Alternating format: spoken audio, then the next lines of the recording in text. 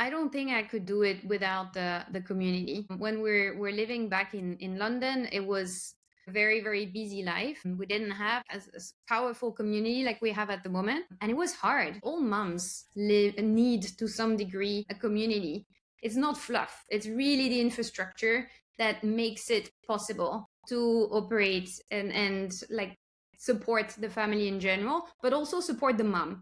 If the mothers don't have that energy in them, I think it's the whole family that just takes the hit. Welcome to the podcast where motherhood meets reinvention. I'm your host, Sharon Macey, and this is Mom to More. I speak with remarkable moms who've embraced the art of reinvention, crafting their more by leveraging the skills they honed as stay-at-home moms. They share their experiences, struggles, and successes as they return to former careers, rediscover old passions, and chart entirely new paths, offering you the motivation and inspiration to help you answer the question, what do you want to do when your kids grow up? Hi, it's Sharon. Welcome back to a new episode of Mom to More. Hey, one quick thing before we dive in. Hit that subscribe button because every time you do, you help another mom figuring out her next chapter to find this show. Okay, let's go. Today you are in for something completely unexpected. Whether you've ever thought about packing up your life and moving to, say, Greece or Uruguay for 3 months, or whether that sounds absolutely insane to you, this episode is going to make you rethink what's actually possible. And maybe, more importantly, what you've been telling yourself about why you can't. It might just be the time to rewrite what you have been thinking about a family gap year or extended workation. Elodie Ferchaud is a French mom of 4, co-founder and chief revenue officer of Boundless Life, and a woman who is living her reinvention out loud. She runs a global company, raises 4 kids across cultures, and does it all as an intentional hybrid mom, present for what matters, building what she believes in, and refusing to choose between the two. Boundless Life, which she co-founded in 2022, has grown into a movement that has welcomed over 5,000 people from over 50 countries across 8 destinations worldwide. But Elodie didn't build it from a boardroom. She built it from lived experience, years as an expat, a grief that cracked everything open, and the conviction that motherhood doesn't shrink your life. It can be the very thing that expands it. Elodie, welcome to Mom to More. I am so excited to chat with you today about your truly outside of the box life. And I will mention also that we have overcome some pretty significant time zone changes of what I think it's 13 hours. Yes, we made it. Yeah, morning for me, evening for you. Thrilled to chat with you today. So let's dive in. I like to start with what I call my essential mom question, and that is, how many kids do you have and where are you raising them? Oh, perfect. Let's get started with that. Yeah, I'm a lucky mom of 4. So I have an 11, a 9, a 7, and a 1-year-old. So quite the age spread. And currently we're in Japan. So we came back here a few months ago to launch Boundless, 8th location. The kids have been born in various countries. They were born in between Japan and the UK largely. My husband is Swedish, I'm French. So they truly believe that they're global citizens, which has been my dream since the beginning. So that's our family in a nutshell, global family. Such a global family. And where are you in Japan right now? So currently, you're actually catching me during my break. I'm in an incredible island that everyone should visit when they're coming to Japan. Usually, I'm living in Tokyo, the big city. Okay. Now, currently, I'm in Teshima, which is the art island of Japan.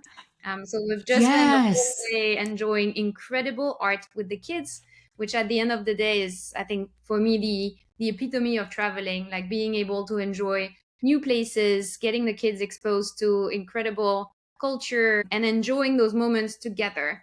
At different levels, we enjoy different things, but we're enjoying those moments together. And what I've heard from friends who have been there, that the art islands are absolutely extraordinary. And They're that's incredible. on our to go back to Japan one day and do that. Okay, so Elodie, before we get into your story, paint me a picture. It's Tuesday morning in Japan. Walk our listeners through your day when you're not on break and you're in Kamakura. Kamakura. Okay.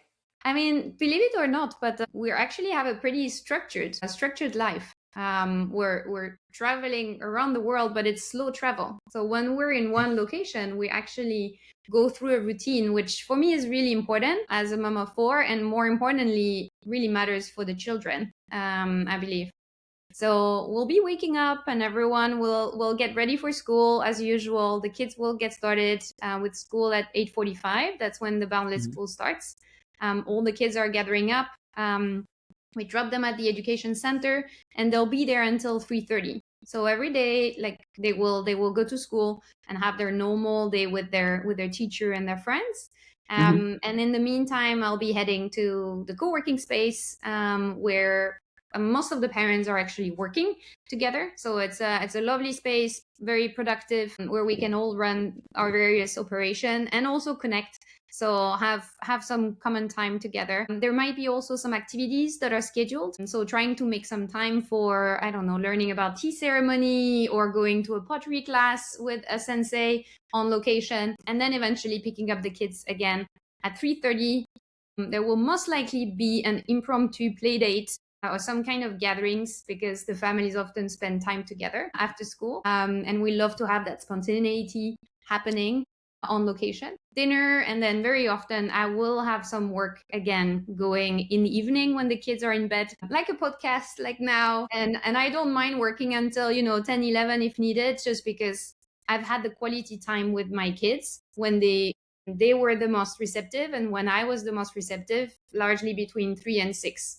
And for me, that's priceless, having lived a life where Sure. I didn't have those moments, like making sure that I'm present for those quality times.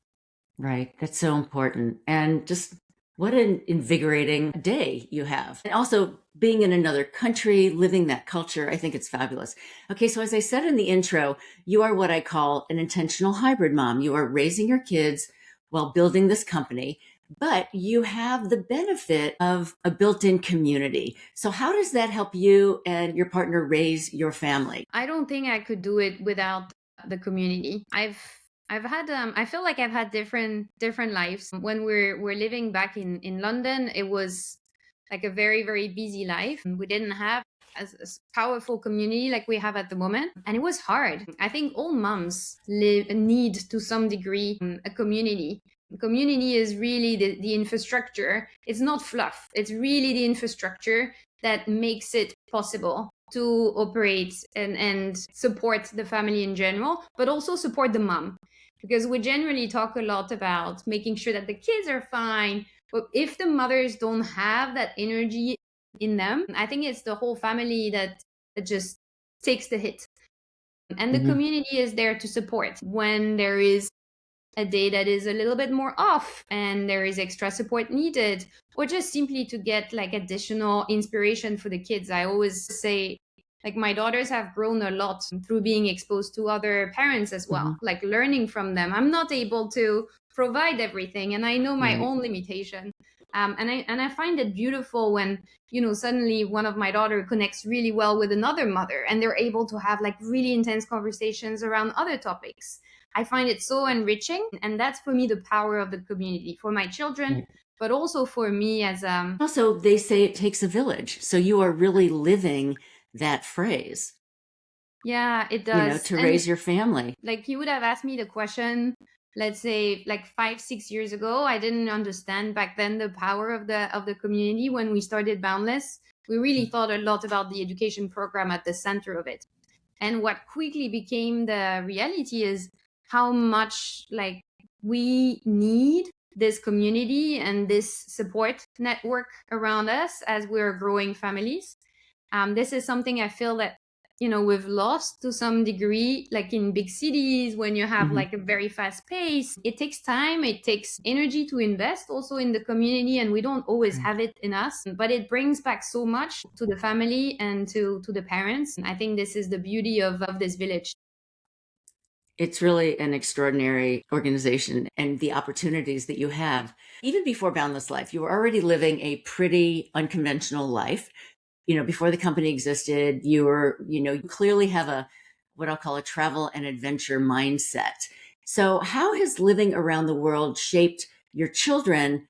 And also, how has it shaped you as their mother?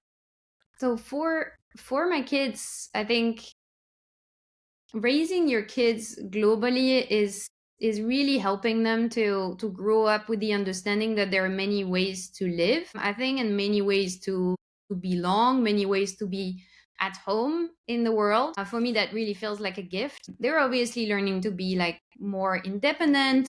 We're having locations that are pretty safe. So the kids are able to walk around Kamakura or in Greece in Syros by themselves. When they're like 7, 8 year old, I would just let the girls go and pick up a coffee or meet up with their friends at the square. I would never do that in Paris. Like, I'm not that kind of Right. mom.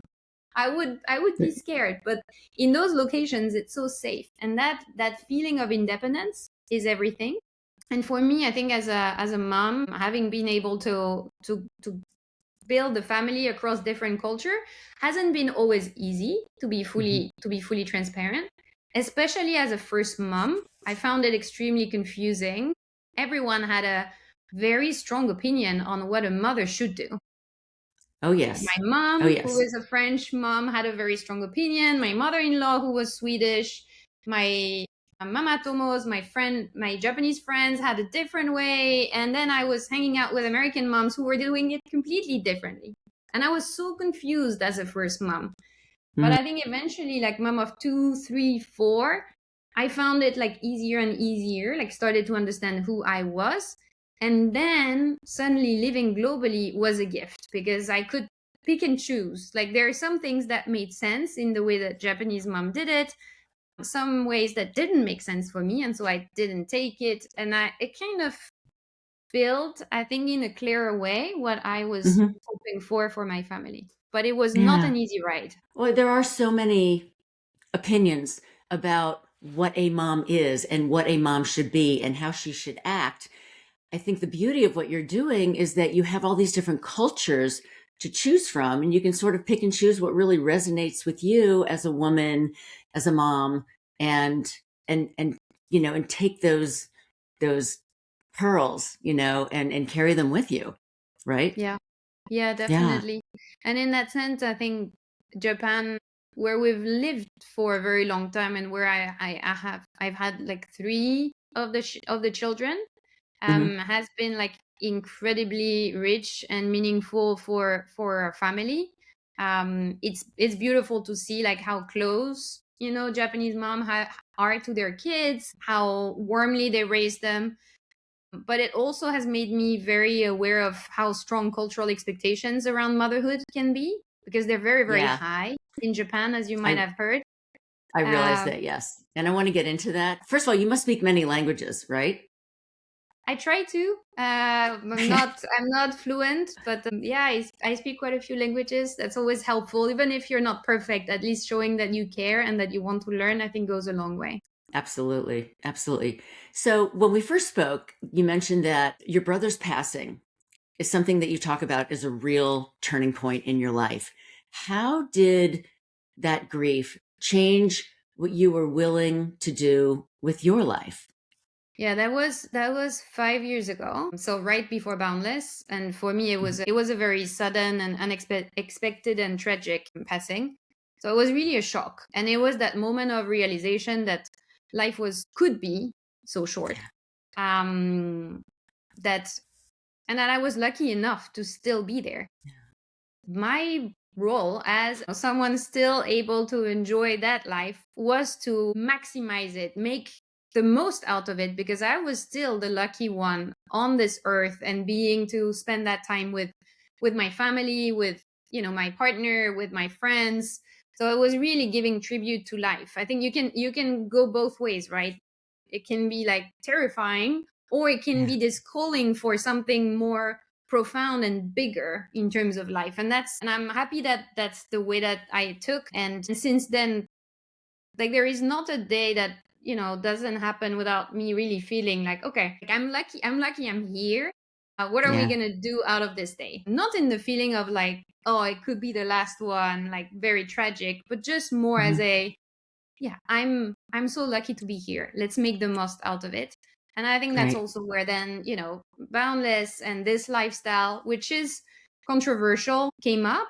But at the end of the day, I think it's just asking yourself the question when this happened of what matters to me? What kind of intention do I want to bring into my everyday? How do I want to design this life of mine? It doesn't need to be as crazy as ours, but it's really important to ask yourself that question. Yeah. Oh, that beautifully said. Thank you for that. Elodie, we are going to take a quick break. And when we come back, we are traveling deeper into the world of Boundless Life. Don't go away. Quick pause to welcome a new local sponsor, Wild Radish Eatery in Nyack, New York.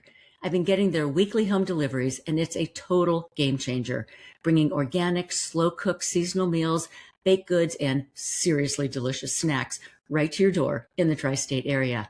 Everything's gluten-free friendly, mostly vegan, and made by real humans, not a factory. So whether you're postpartum, postmenopausal, or just done thinking about meal prep, go to thewildradish.com and use MTM20 for 20% off your first delivery. And another everyday favorite I swear by, our longtime sponsor, Ally Shoes. These are some of the most comfortable shoes I've ever worn. They're designed by women, for women, finally, right? And thoughtfully placed padding that actually supports your feet all day long. And I'm not the only one saying it either. InStyle, Pure Wow, and HuffPost all rave about them. Flats, boots, heels, you name it. And yes, there's a great origin story behind the brand, too. Head to ally.nyc, where listeners of the pod get $40 off your first pair of heels with code MOMTOMORE40, and 10% off your first pair of boots and flats with code MOMTOMORE10.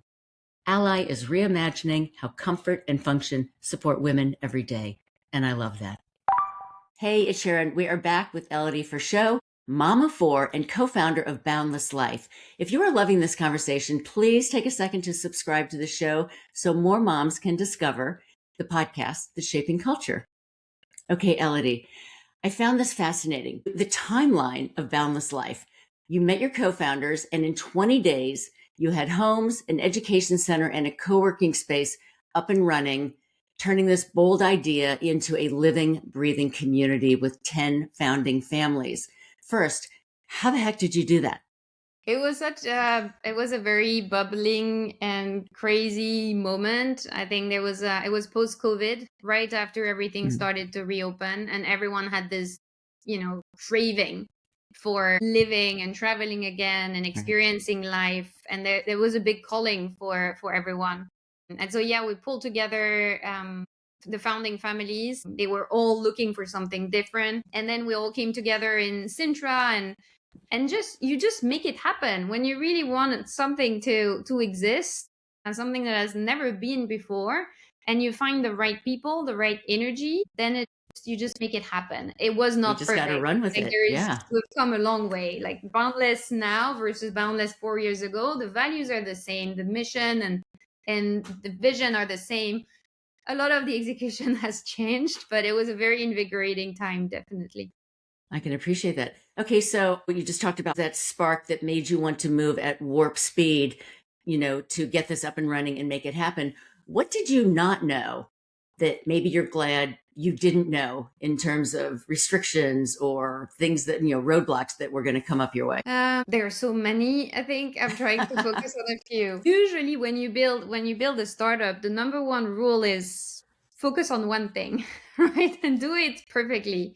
When we started Boundless, at the end of the day, we were starting multiple pillars, right? Because Boundless, when you're joining an education program, but we also help you with your homes, with your co-working space, and with experiences, things that are happening in a community.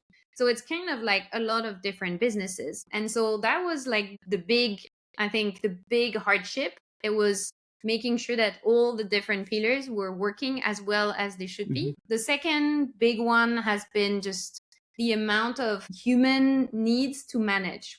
Our organization is now getting quite big with more than 200 employees. So it's a lot of like people to manage. And we also obviously welcome families, so kids and parents.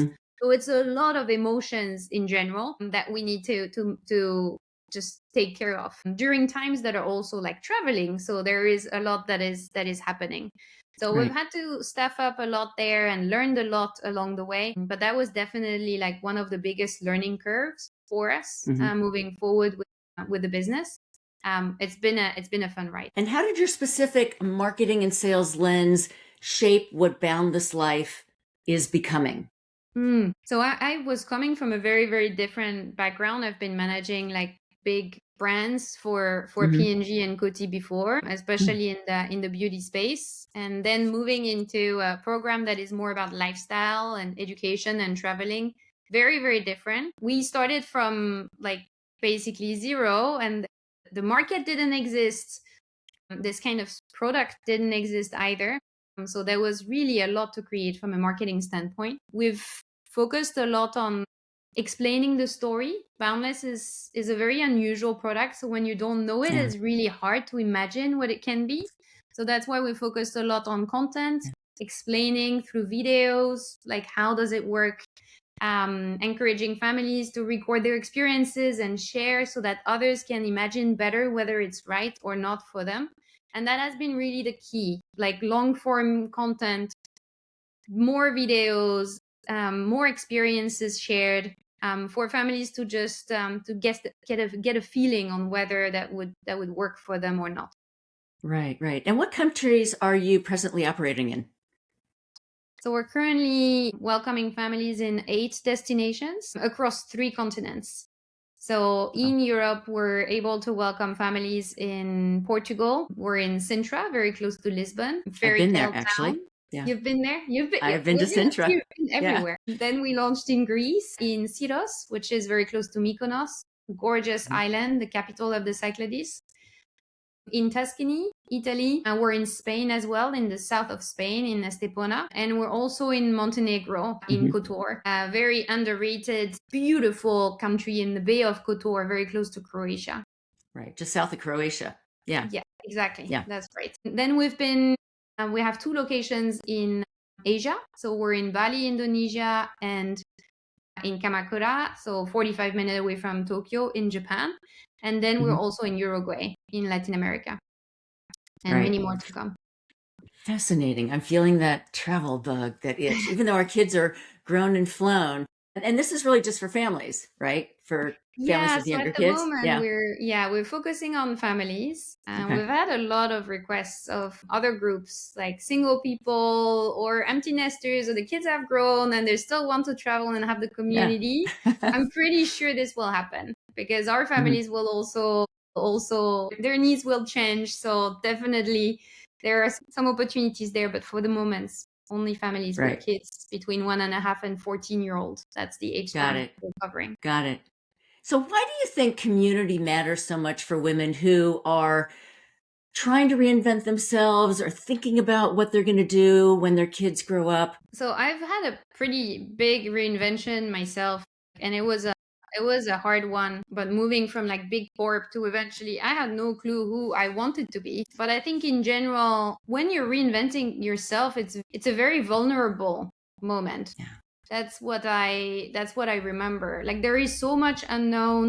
There are so many questions. It's hard to imagine where you're gonna go. And I don't think it's that women like courage. Like we're so strong. Look what we're able to build, and like we're able to raise incredible human beings. Amen, Mama. I'm with you on that But one. Yeah, for sure. I think often we lack the support systems that make that courage Yes. sustainable. Because you can have that spark, but it takes time, right, to reinvent yourself. It doesn't happen from one day to another. And I No. think that's where community matters, especially for mothers who are reinventing themselves, because it gives them this breathing space, but it also shows them that they're not the only one. Like all of us goes through those moments of doubt, questioning, which are so healthy but very scary and sometimes painful. And that's where just feeling surrounded by others and being able to relate and talk Mhm. and exchange just makes all the difference. So agree with you on that. I mean, how affirming to have a community of women and men that you can ask questions to and lean on and bounce ideas off of. I mean, to be able to have that, any woman in whatever stage, reinventing, whether your kids are older and they're in school full time. And I always say you're never really too young to start thinking about what a next chapter could be. So I love what you're building and how that is manifesting in reinvention. So thank you for that. So you went from what you call a type A controller, haven't we all been there, to someone who now goes with the flow and picks her battles. And you also said that having more kids makes you a better leader. So unpack that for me. Yeah, this I feel it more and more every day. I still remember when my oldest was born, when Lilu was born, and the first like 5 years or so, like I had to have everything under control, and it was the same at work. And I think it's been so interesting to see how life and work have been aligning to kind of teach me the same lessons, but in different ways. Mm, I wouldn't have been able to be an entrepreneur without being a mom, I think.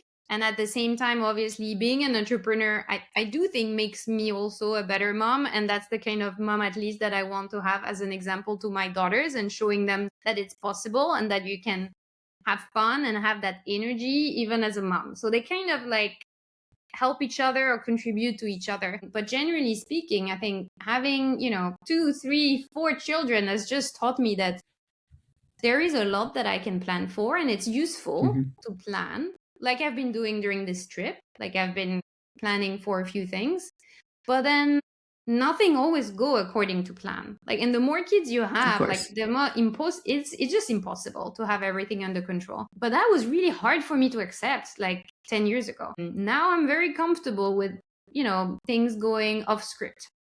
And I think Right. that ability to be comfortable with the unknown and with the discomfort makes me a better entrepreneur, because that's a key skill when you're building a business, when you don't know where you're going, when you're reinventing yourself. By essence, like there is so much that will not go according to script. So I'm feeling more comfortable with it. I think that's Mm-hmm. the biggest piece. And it also built like a huge amount of empathy as well. I think mothers have that in themselves. They're able to read the air, Mm-hmm. listen, see how, the room is feeling, each individual in the room is feeling, and kind of reacting to it, which is critical also as you're having a team or building a company, just or partners, being able Mm-hmm. to relate to them, connect, and enable them And in the so when you journey. think, you just mentioned some really important skills like pivoting and critical empathy and the ability to really just let it flow off your back without it really becoming problematic, and reading the room and what each person needs and flexibility. Obviously, those are the same skills that you're drawing on, not only with your family, but to run the company, right? Yes, Yeah. definitely. I really don't experience motherhood and work as competing identities anymore. I think I Mm, used to. Or I remember I used to, like in my past life. But for me, they now like deeply inform and help each other. And I do think that motherhood has made me build differently and lead differently, but also define like what success means for me differently. right. I was very externally focused before. I was climbing the ladder, like there was a script for what a successful life would be. And now when we started Boundless, it was we didn't know if it would succeed, right? But I Right. just felt a calling, like that felt right, that felt aligned with who I was and what kind of world I wanted for my children. It was aligned with my values. And that was more of an intrinsic motivation and Sure. drive. And I think that made all the difference also with the energy level that I could put in without burning out or without compromising too much on my family. Really, it just sounds so organic to who you are. But you've built all of those, like that hidden mom resume, all those skills, along with, Elodie growing up and becoming the woman that you are and the leader that you are. I think it's so fabulous. Everything is just knitting together to create your universe, which is fabulous. I want to talk about the cultural differences you are living. You're in Japan right now, and a culture where, once you are a mom, that is the identity that you keep, right? Mm. And so, as someone building a company while raising 4 kids, what does it feel like to realize that you are not living within those confines? Does it make you see more clearly about where you've come from? Yeah, I think Japan has helped me in so many ways to reflect on who I was as a mother, what was the role and expectations also around women and mothers. And I think those can feel both beautiful and very heavy sometimes. I think there is just so much when you're living in Japan, there is so much care, but also discipline and dedication in the Hmm. culture. I find them like deeply moving as values, but at the same time, like there is a very clear sense of what a good mother is supposed to look like. Right. Mm, And it just really made me think how easy it can be sometimes for women to disappear inside those expectations. And I think that's anywhere in interesting. the world. Like Yeah. in Japan, definitely so, but I think many cultures also have that. And I think there is this underlying tension for many women in many Hmm. places. It made me reflect on the fact that I want as much as possible to live or design this life according to what I feel is needed and kind of break free from some of those expectations, which Hmm. sometimes is not easy, right? No, not at Because the all. Not family at all. doesn't like this or the society doesn't like this. So you need to handle that kind of tension and be comfortable with the fact that some people will not like it. But yeah, I have a huge admiration for Japan in general, but there is this cultural pressure that I've noticed talking to friends, etc. I'm lucky enough to be a foreigner, so I don't fit in any boxes, right? I'm a working mom with 4 kids and starting a company. Like I don't fit in any boxes, but I know Right. how hard it can be sometimes. Yeah. Well said, Elodie. Thank you for that. What would you say to the mom listening who feels the pull for something bigger, but is scared to disrupt the life that she has? I think then just start smaller. Hmm. The first step can be anything, right? It doesn't have to be geographic and moving to the other side of the world. Like it doesn't have to be this. It can be just emotional, relational, changing things in your everyday life. I think at the end of the day, a different life often starts with a more honest question. And if you have that calling already and be Hmm. able to recognize it and be self-aware, that's a huge first step. Like that's the hardest usually. It's being Right. able to read that, get that feeling, or be able to connect to that feeling. So once you've done that, I would say you're already like so far already. So just start small, make Hmm. some little changes, see how that feels. It's always easy to go back if it doesn't feel right. I think that's Right. what I learned during my sabbatical. I was so scared. I was like, what am I doing? I have this beautiful career. Everyone is so proud of me. But you know what? I could always have come back. Like there is always a way to go back. So Right. I would say just start small, see how that feels. And then from there on, once you start experimenting, it just magically opens new path. And Hmm. then you just keep going and keep, I think what is very, very important is reading what's happening, being aware of how that feels for you, whether that opens those doors you want to be open. Thank you for 100%. that. Very well said. So, my last question is something I ask all of the incredible moms I get to interview. And I have a feeling your answer is going to be as unique as your life is. So, Elodie Ferchaud, since this is the Mom to More podcast, what is your more?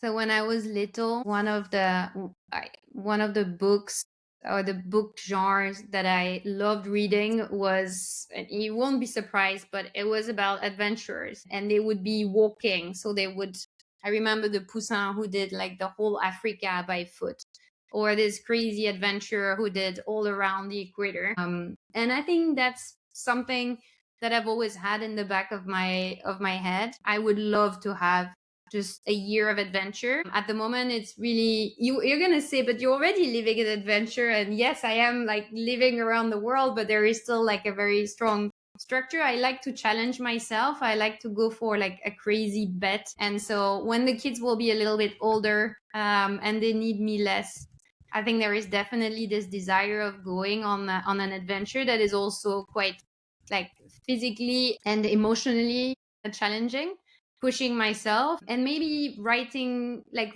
a book around this and around this adventure would be something that that gets me excited. That would be a new challenge on so many different levels. So that would be my more, maybe in a few years. Who knows? Yeah, I love that. Fantastic. Thank you. And please tell our listeners where they can find you and Boundless Life online. And folks, everything is going to be in the show notes.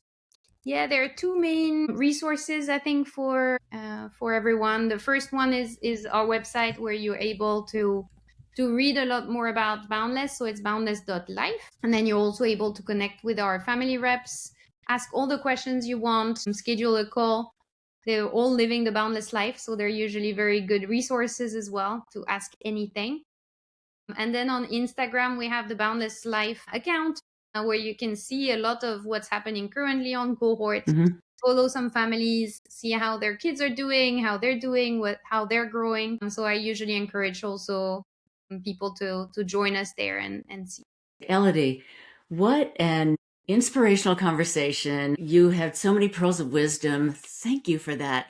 And I love you and I are very similar in the regard that I love a challenge and I love to push boundaries and I love to go, okay, how far can I take something? I truly love your adventure, your travel, your challenge myself, exploring other culture mindset. And this has been such an invigorating conversation. I am ready for travel. And I'm sure everyone listening is as well. It was a pleasure. Thank you, Sharon, for having me.